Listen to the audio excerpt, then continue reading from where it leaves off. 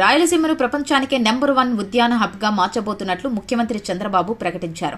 1,00,000 కోట్ల రూపాయల పెట్టుబడితో 40 లక్షల ఎకరాలకు సాగును విస్తరించి 100 కోట్ల టన్నుల ఉత్పత్తి లక్ష్యంగా ప్రాజెక్టుకు శ్రీకారం చుట్టామని పేర్కొన్నారు. ఇక్కడ అన్ని రకాల ఉద్యాన పంటలు పండిస్తామన్నారు. దీనికి ప్రభుత్వం 30,000 కోట్ల రూపాయలు ఖర్చు చేయనుండగా మౌలిక సౌకర్యాలు, వ్యవసాయ ఆధారిత పరిశ్రమల నుంచి అదనంగా మరో 70,000 కోట్ల రూపాయల పెట్టుబడులు వస్తాయని వివరించారు. దేశంలో ఎక్కువ పండ్లు పండించే రాష్ట్రం ఏపీయే అన్నారు.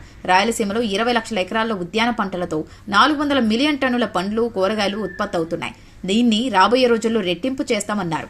బర్లీ, పొగాకు, ఉల్లి, కోకో, మామిడి తదితర పంటలకు 500 కోట్ల రూపాయలు మార్కెట్ జోక్యం కింద ఇచ్చి ఆదుకున్నాం. ఏలూరు వద్ద ప్రపంచంలోని మొదటి కోకో సిటీ రాబోతోంది. దేశంలో వ్యవసాయ వృద్ధి రేటు 0.39% కాగా మన రాష్ట్రంలో 7.83% ఉందన్నారు. వైసీపీ పాలనలో రైతుల ఆత్మహత్యలు ఎక్కువగా జరిగాయన్నారు.